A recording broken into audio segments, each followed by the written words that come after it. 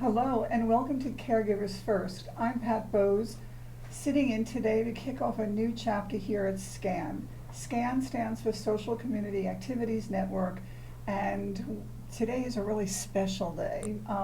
Not only do we have two wonderful guests, but as you can see, we have a brand new studio that we recently upgraded.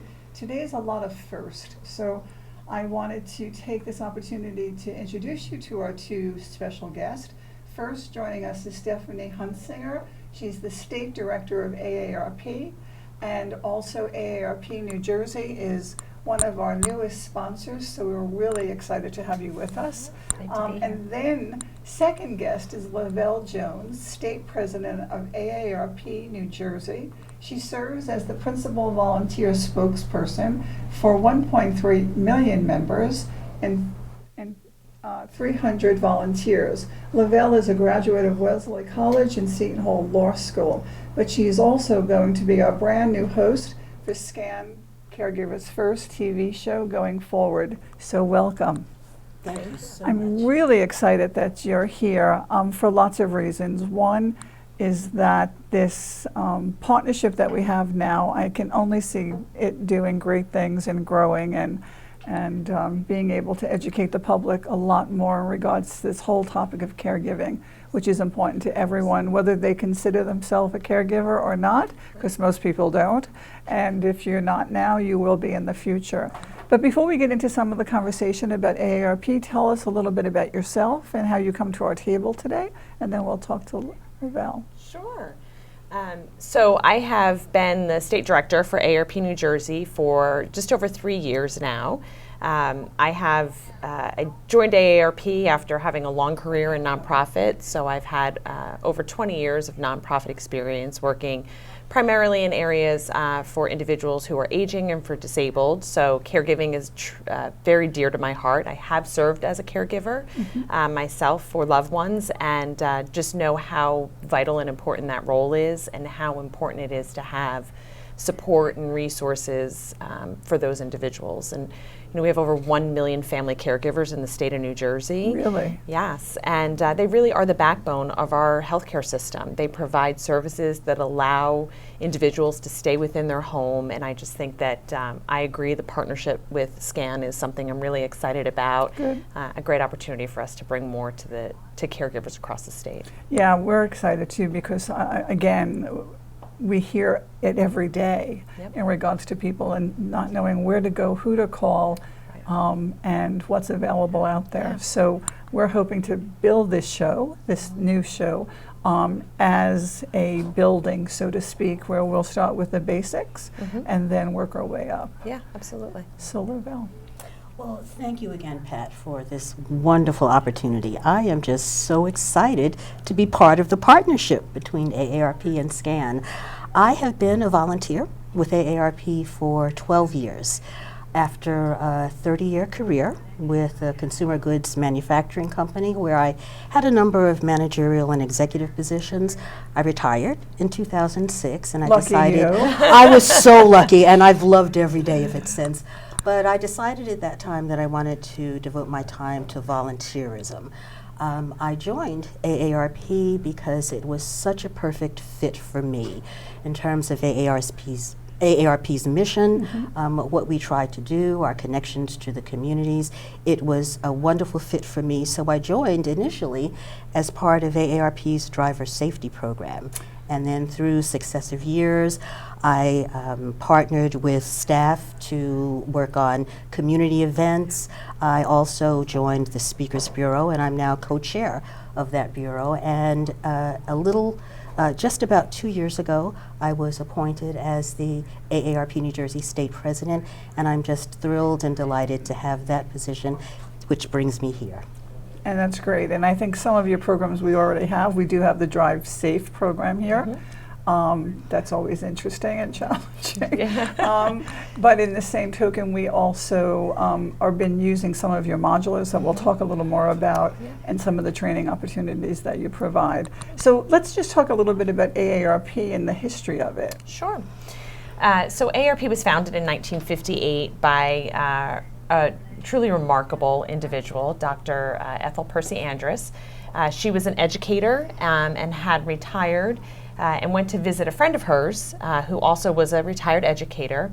And she found her friend living in a chicken coop in the back of a home because she didn't have any resources to just provide basic needs for shelter and food. And she just thought to herself that this is wrong and we need to do better. She founded ARP on the principles that aging is not a defeat, but a victory, and it is a privilege, not a punishment. And she truly believed, as she looked around at organizations that were providing services for an aging population in the late 50s and early 60s, that they were doing things for individuals over 50. And Dr. Andrus really believed that we should be working to empower people over the age of 50 to choose how they live as they age, and not doing things for them, but doing things with them. We really are an organization that is dedicated to solutions, and today we carry on her vision for the organization in providing solutions for the 50 plus through our outreach and advocacy work.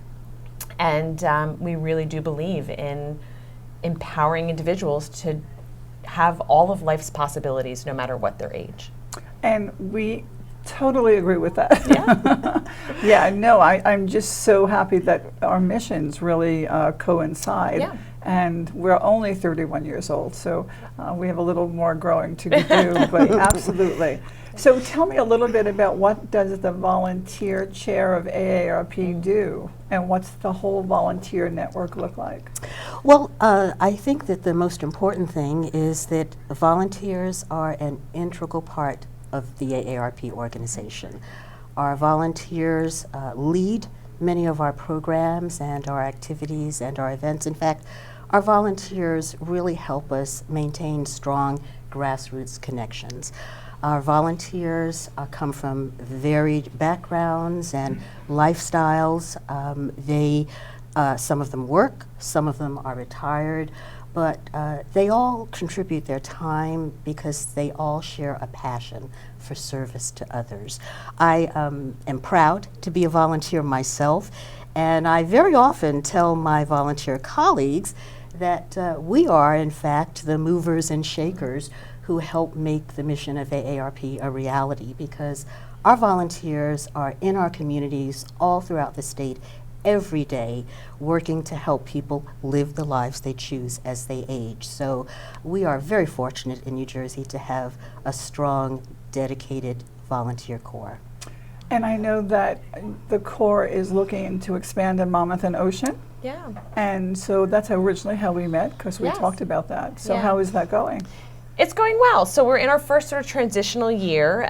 We have restructured internally into more of a regional model that aligns a little bit with how we think of ourselves as New Jerseyans. So we are dedicating our time into North, Central, and South Jersey, and looking to expand our reach through community partnerships and building volunteer bases in new locations. So we were really happy to join with SCAN. You guys are doing such amazing work here, and as you stated, a lot of the work that you're doing really aligns with the vision and mission of AARP, and it just seemed like a natural fit for us to be working together and to, be able for AARP to come in and contribute and build upon the amazing foundation and relationships that you already have here in Monmouth and Ocean County. Well, we're happy to do that and be able to work with you closely. So how does one become a volunteer? We have a couple of ways. When someone has an interest in joining our volunteer corps, they can very easily submit an interest form that they can find on our aarp.org website.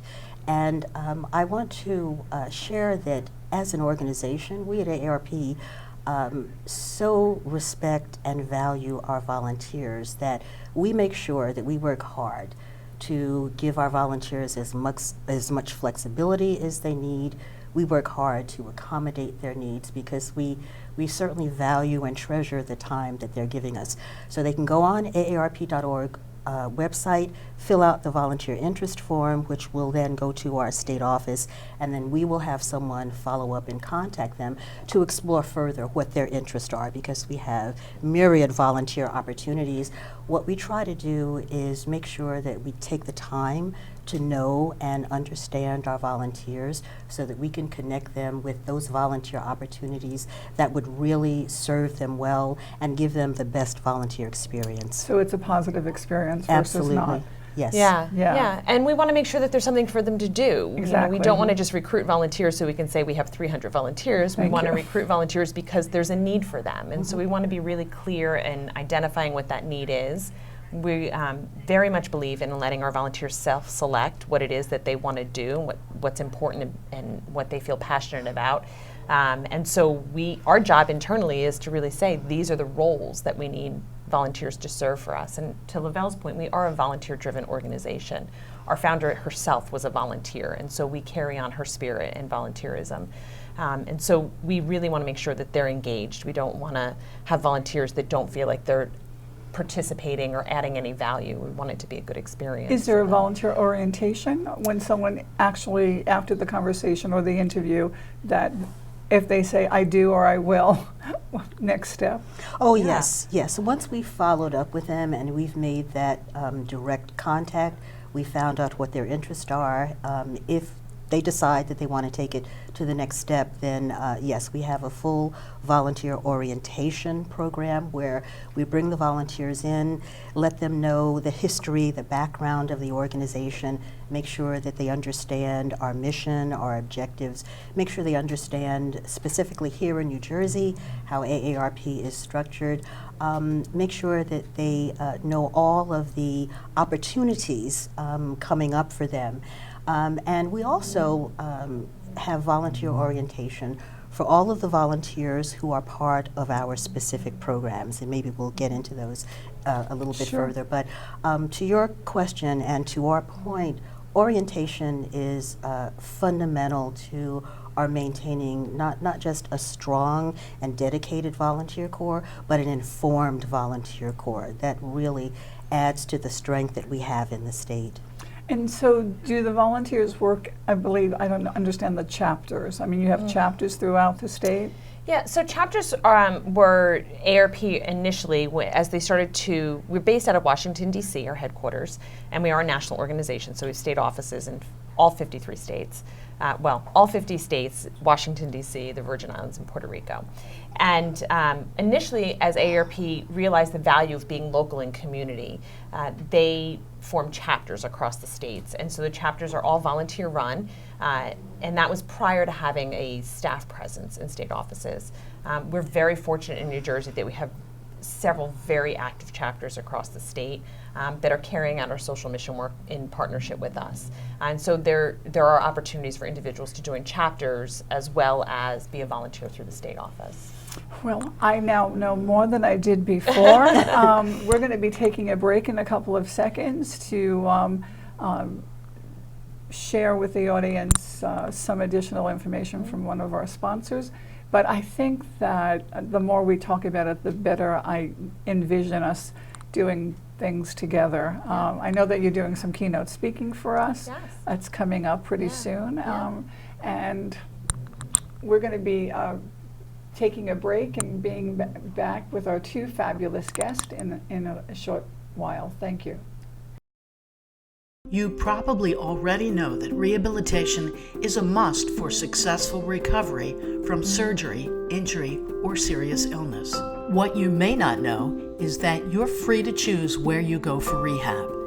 In Monmouth and Ocean County, the compelling choice is Care One. Where you choose to go for rehab matters, and with Care One, you have 4 convenient locations to choose from in Monmouth and Ocean counties. Care One at Jackson, Care One at Wall, Care One at Homedale, and Care One at King James in the Atlantic Highlands. At Care One, you'll work with a team of experts to develop a plan based on your needs and goals. You'll have the full support of caring, compassionate physicians, RNs, licensed therapists, and nutritionists dedicated to helping you recover successfully, without setbacks, at a pace that makes you comfortable and successful in meeting your rehabilitation goals. Once you take the first step with us, you'll never look back. Call 877-99-CARE-1 today and come for a tour. Welcome back. This is Caregivers First. I'm Pat Bowes, and we have two wonderful guests from AARP that have, again, been informing us about the services available through AARP. The other pieces is that AARP is now a sponsor of SCAN, and Lavelle Jones will be the new host of our TV show, Caregivers First, going forth from here. So I'm excited. I'm thrilled. So what programs do you have available for seasoned adults? Oh, I love seasoned adults. So AARP does a lot of different things in community. We do programs and events within the community, really focused around key priority areas for us, issue areas for us. Those are caregiving, financial security, and what we call livable communities. And so we go out into community. We're not a direct service provider, but we're a resource for individuals to find out more information. One of the things here on the table is we have different programs that we offer. This one's called Prepare to Care, which is a program where we go out into community and really talk to individuals about how they can start to prepare as they're looking at becoming a caregiver or new to caregiving. And we have a series of different programs that we do that provide information to people around those issues. Lavelle can talk a little bit more about our Speakers Bureau, which is a volunteer-run program where we have volunteers that are out in community. We have requests that come in for speakers to come out, and our Speakers Bureau will go out and do a presentation on a myriad of different programs, and Lavelle is the co-chair of that program, so she can talk more about that. We do a lot of work around fraud and protecting individuals from fraud and identity theft and scams, whether that's something as simple as going into a community and providing a shred event where they can come and shred their documents, or connecting them to the Consumer Affairs Department to provide program and information to them to help protect themselves before they become a victim. As an organization as a whole, AARP also has a toll-free hotline where individuals can call if they are a victim of a scam, that they can call and get some guidance on what to do now. And then from Livable Communities perspective, the idea around livable communities is really about creating communities that are places where people can grow up and grow old. No one wants to, if we go out in community and say, do you want to live in a great place where you can raise your children and then retire and stay, and that has everything that you need, no one really says no to that. And so we work with municipalities and on the county level and starting to engage on the state level on how we can build what we call age-friendly communities. And I'm excited about that because I do want to be involved in that conversation. Yeah. We have a really a shift demographically. Pretty soon we're going to have more individuals that are going to be over the age of 65 than we do under the age of 18, and so we need to start making those plans, whether that's through services that we're providing in community or the build environment within the community that allow people to stay and age in place, which is what they know. We do a lot of research at AARP, and we ask a lot of questions to understand what the 50 plus are looking for, and we know that what they want is to stay in the communities that they're currently living. Yes, absolutely, and it's really important. I mean, we see so many people who leave, but a lot of them come back. They come back because they're still isolated because they don't know the area, the people, and they don't make friends easily and all of the above. So yes, I'm all for making sure that we can stay where we are. Yeah. So want to tell us a little bit about the Speakers Bureau? I would love to. I am the co-chair of the Speakers Bureau. It is a volunteer-led program. We have 43 speakers on our roster. They live all around the state, and our speakers offer free of charge presentations on a number of topics that are particularly relevant to the older population. Topics like Prepare to Care, financial basics for the 50 plus, Medicare 101, how to avoid becoming a victim of fraud. So we are able, through our Speakers Bureau, to go out into communities throughout New Jersey and give our audiences really important, useful, vital information on these topics, What distinguishes our Speakers Bureau from perhaps others is that we always leave materials behind. So whatever topic we are presenting, we leave for the audience resources where they can get more information. We leave them booklets such as Prepare to Care for that speech topic, so that we want to make sure that when we give a presentation or a speech, once we leave, we have given the audience enough information that they in turn can take actions to benefit their lives. I also want to mention 2 other programs that are offered in New Jersey. These are actually nationwide AARP programs. One I mentioned earlier is the AARP Smart Driver Program, and that program actually has 3 components. There is a Smart Driver class, and I will say that that particular course is the largest and oldest one of its kind in the country because it's specifically designed for drivers who are 50 and older. That course can be taken in classroom or online, and the extra added benefit beyond becoming a safer driver is that here in New Jersey, folks who complete our course are eligible for a reduction in their insurance premiums. Yes. The course is open to all licensed drivers in New Jersey. There is no age minimum. We also, as part of the Smart Driver program, offer Car Fit. This is a service that we offer where Jersey residents can go to a designated location where we have our trained AARP technicians take a look at how you fit with your car. Our technicians look at things such as what is the distance between the steering wheel and your chest, what's the condition of the treads on your tires, how are your rear view and side view mirrors positioned. All of those things contribute to being a safe driver on the road. The third part of our driver safety program is called We Need to Talk, and that is a free of charge seminar that we offer to people who are trying to find a way to talk to their loved ones about retiring from driving. So the whole AARP driver safety program is very comprehensive. All 3 of those pieces are separate and independent, so someone can take a driver safety class. They don't have to do Car Fit or We Need to Talk, but we give folks those 3 options. The second national program that I wanted to talk about was our AARP Foundation's Tax Aid program. This is a program where we provide free tax preparation and filing to low and moderate income residents, regardless of age. We have tax aid sites all throughout the state from late January, early February through April 15th. Yes. Thank So you. I think that I'm familiar with some of those. I mean, Car Fit, we have done transportation fairs here because no one, everyone needs it. No one talks about it, and a lot of solutions are not on the table right now. But Car Fit was one of the things that we wanted to try, to have people come and make sure that they're positioned appropriately in their car so that they can be safe. So we all continue to have those conversations. So what are some of the challenges that seasoned adults are facing in the future?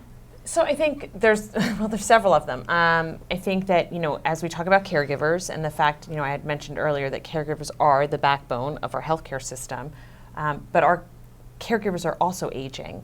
And so as we look at the fact that we're going to have more individuals over the age of 65 than we do under the age of 18, we realize that we're also with that going to have a shortage of caregivers. And so part of the work that AARP does through our advocacy efforts is really working to provide policy and regulatory changes that will support individuals to stay within their home. And so that means looking at what are the home and community services that are currently available for individuals and how do we expand upon those. Also looking at respite care and how do we provide additional respite care to give a break to those family caregivers. So that's a challenge, as we look forward at the fact that there may not be enough family members to provide care in the future. From a financial security perspective, we know that there are the savings that individuals have for retirement, I think on average is around $27,000 Really? across the country. So as we look at individuals who are starting to retire, they don't have a savings or retirement savings in place to support them. They're living on Social Security alone, which is not, Social Security is definitely part of the picture, but it was not meant to be the sole retirement or the sole benefit funding for individuals as they retire. So as we look at individuals living on very limited incomes, they're And most of them, in my estimation, are women. Yes. Aging women who either recently or lost their significant other. And we have a new program too, which is called Benefit Enrollment Center. Yeah. And it's amazing how little some people live on. It's amazing. And you know, people are in positions where they're choosing between whether they're going to pay their rent, purchase food, you know, they're not putting the air conditioning on in the summer because the utilities are too expensive, or their heat on in the winter, and that compromises individuals as they're living in their home. And so those are challenges that we work not just from an education and awareness perspective, but from an advocacy perspective. And I know we'll talk about that. And then livable communities. I mean, we talked about that already. Yeah. You know, we know people want to live in their community. We need to ensure that they have options available to them to do that. And again, I know that it's been a long-going conversation, but I think the bigger conversation that I don't hear a lot here, I've been around for a long time, especially in aging, is advocacy. Yeah. I mean, I don't hear a lot of that here at all in regards to people advocating for seniors. And when I do, I usually get beat up, but I'm used to that now. You know? But so how does that work? How can we help? Yeah. How does it fit in? So AARP definitely advocates. You know, I think that sort of our tagline a little bit is that we fight for and equip the 50 plus to live their best lives. And so fight for means we advocate for them. We are working with our elected officials on the state and local level to really make sure that there are laws and policy in place that support individuals over the age of 50. So some of the things that we've recently done in legislation that we passed in the last year or so specific around caregiving, the state passed legislation for earned paid sick days. You know, there were over 1 million individuals in the state of New Jersey that didn't have access to taking a sick day to care for a loved one. Oftentimes they would lose salary for not for taking a day off to care for a loved one, and so this legislation allows individuals to earn sick days so that they can take time off to care for their loved ones. We passed legislation around a secure choice savings program. That is a program that allows individuals who don't have access to a savings program or a 401k at their employer. It's a public-private partnership with the state and a private entity to provide a marketplace where individuals can go in and start saving for retirement. And the great thing about that program is that instead of it being an opt-in, it's an opt-out. So when individuals sign up to join the marketplace, they automatically will have a percentage of their salary deducted. So they have to opt out, which we find that if you offer it as an opt-out, where they have to choose to not be involved, they're more likely to save. Yeah, because they probably don't even know that they're in. Absolutely, absolutely. Yeah. And so we just continue to work with our legislators to really raise what the issues are for the 50 plus and advocate on ways that we can pass legislation to support them or oppose legislation that's going to hurt them. And volunteers are key in that work. Yes. You know, we go in, and I can go in as Stephanie Hunsinger, the state director, and have a conversation with the legislator about an issue. They know what I'm going to say, but when I bring one of their constituents in that can talk about how this issue personally affects them, it's much more meaningful and real to them. So we only have 30 seconds left. Oh my goodness. And so again, I think we will continue this conversation again via the new host of Caregivers First. And I think we're going to build on all of this conversation in regards to making sure that caregivers in the general community have really good information, trusted information that they can use, both statewide and local. So I hope that you enjoyed this show. Please stop in and meet us at SCAN. Thank you.